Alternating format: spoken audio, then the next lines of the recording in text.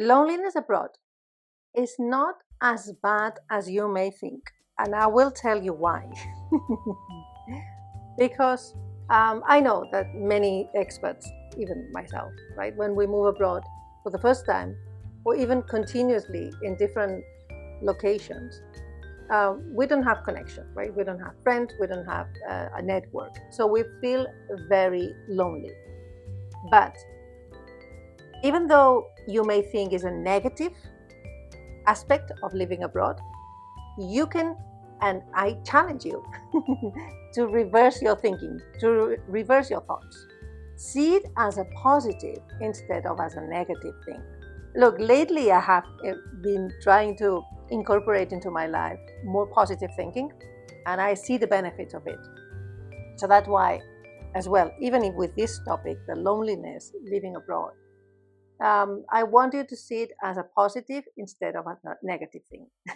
And then you would say, yeah, Susanna, but how can I do that? Okay, so that's why I made this video, in order to provide you with some, let's say, tips or ideas that you can implement in your life when you feel alone living abroad. Creating a new lifestyle. How can you do that? Well, the first thing is adopt a new habit. It can be very small. It doesn't have to be very drastic, okay? You can do, for instance, incorporate yoga in the morning, or learn some musical instrument, or you can do meditation, or you can do something that is a small thing. For instance, for me, in my case, after 26 years living abroad, every time I try to create a new habit, depending on where I live. For instance, now in Japan, I wake up quite early in the morning and I walk my dog at 7 o'clock. And it's fantastic. It's for an hour or so. It gives me the sense of connecting with nature, connecting with my neighborhood, and get to know more the people. And I feel more like I belong in this place. And as well, I start my day more active. And this is a fantastic way to start your day. Another thing you can incorporate is to learn more about the country that you're living in. Learn about, the cuisine, the ingredients. How can you use the local ingredients into your new diet? Look, I don't love to cook, I have to admit, but understanding how the local products can be incorporated in the way I like it. I always try to mix it with olive oil. It's a fantastic way. I get creative. And then, I tell my husband, because he's the cook at home. And then, we have this mix. He's Japanese, right? So we have this mix of cultures and create our new environment, our new lifestyle. Another thing, of course, is learn a bit about the local language. It doesn't have to be that deep. Just a few words, a few sentences that you can practice when you go to the local markets, for instance. And then you feel more connected as well. Get to know your surroundings. Spend some time like going to the local markets, the museums, and then the history of the country. You can connect with other people, like, for instance, going to the park, like I do. And then your neighbors. Making the most of your time alone. Reflect. What do you want?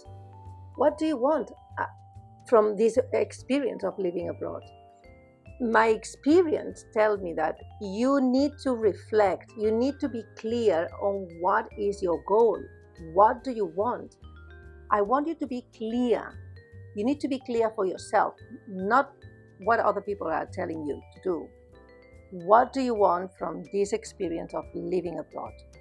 This time alone, this period of loneliness, before you know more people, is a great opportunity for you to invest in you and self-reflect of what do you want.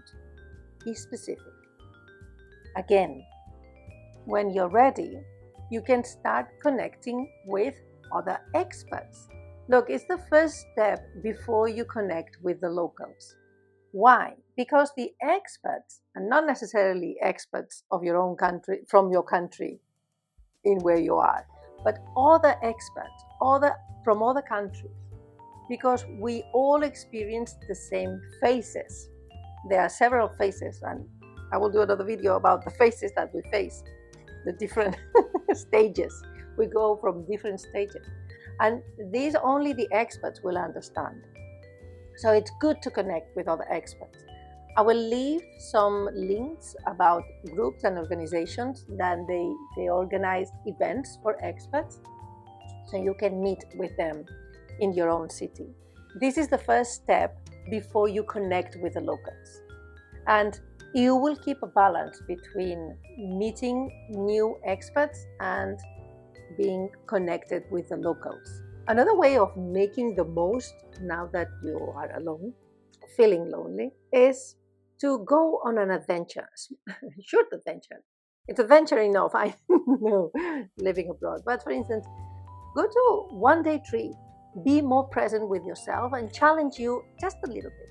For instance, in my case, I live in Yokohama, so I go to Kamakura on my own. It's a lovely place, not far from here.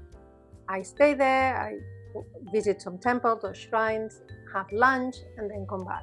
Feel rewarded when you finish the day with something that you did on your own, for you, right? For you.